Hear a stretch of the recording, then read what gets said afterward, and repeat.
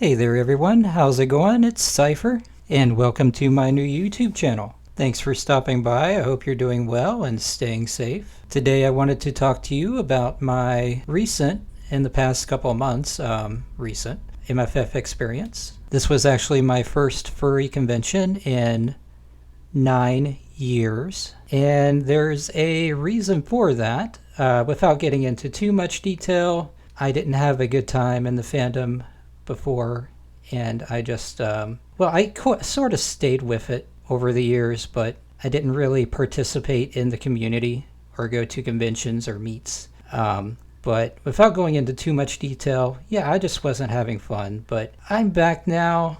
I'm over it. I just want to have fun, make friends, have a good time. So I decided, hey, why not go to MFF? And I actually didn't come to this decision on my own. I wasn't even thinking about going, but my mate decided to invite me because his roomies needed somebody to room with them. So I decided, hey, why not? Let's go. It'll be fun. I'll get to meet people. I'll get to, more importantly, hang out with my boyfriend. So we booked a flight, and we decided to book a flight instead of driving with everybody else because there was no room in the car, for one. And it was the middle of winter, and we're both kind of terrified of driving in the winter. I do not like snow and ice, and I wish it weren't a thing. Now, I had never flown before, so I was a little concerned about that, but I ended up getting over it pretty quick once we were in the air, and it was actually kind of cool. It was like taking off in a rocket ship and going above the clouds, but actually not going as far as space. So that part was really cool, looking down and just seeing nothing but clouds.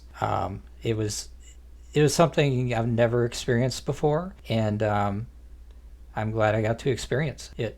I thought I would never fly because I thought that soaring above the air in a tin can was a little weird and dangerous, but here we are, and I don't mind flying now. So we get to O'Hare International Airport, and the airport was huge. I've never been to any major airport, let alone one that big. It's about the size of the city where I actually came from. So we spent a good while figuring out how to get to the shuttle, but we eventually found the shuttle and shuttled off to the convention center. Or I should say the hotel and convention center, because the convention actually takes place more in the hotel, and there's like overflow for the artist alley and the dealer's den in the convention center itself. And also, registration was in the convention center, and that was, of course, one of the first things we did. It actually wasn't that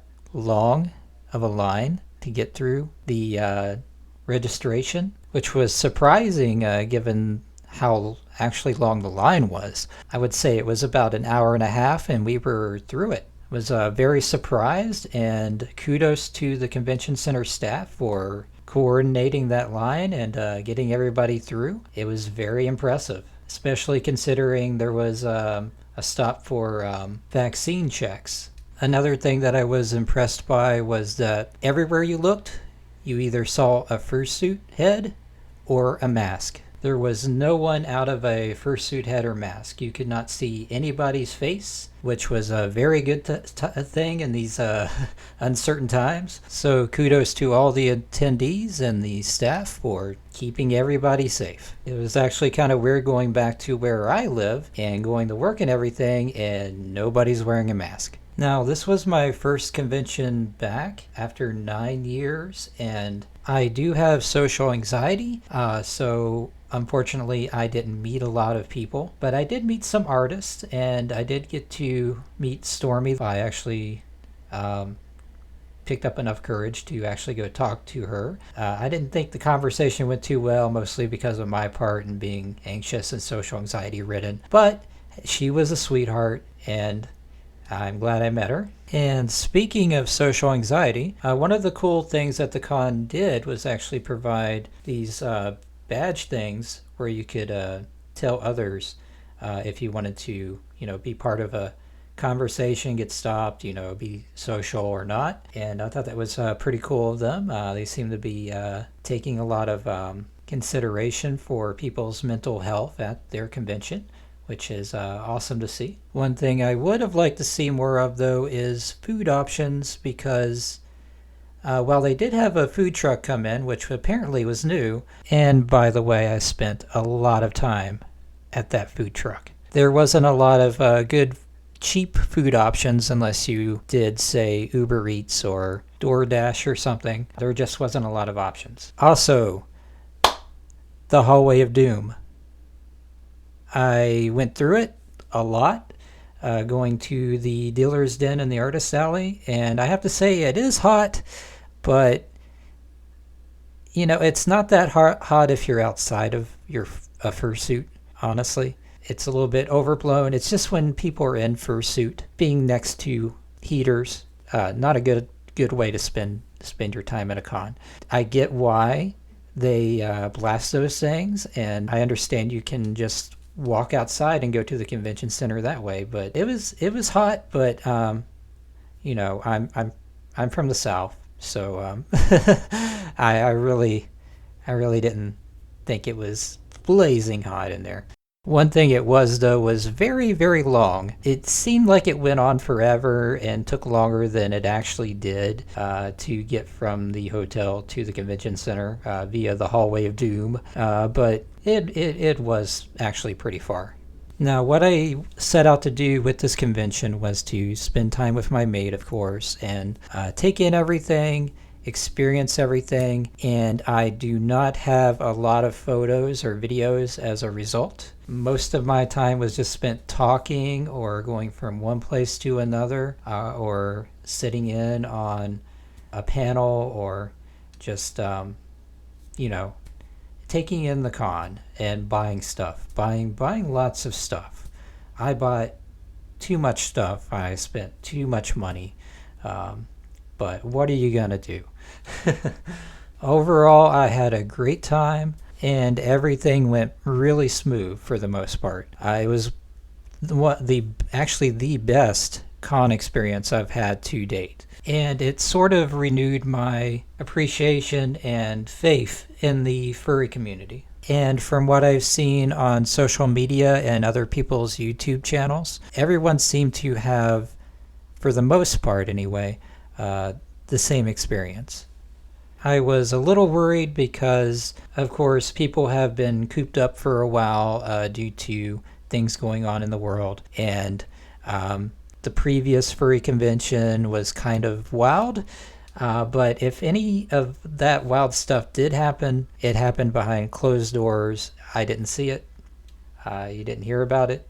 It was all cool. A couple of the highlights for me, aside from meeting Stormy, was actually finding my Holy Grail arcade cabinet in the convention's gaming area, and that was Night Stalkers. I loved the Sega Saturn port, and I just never had played the actual arcade.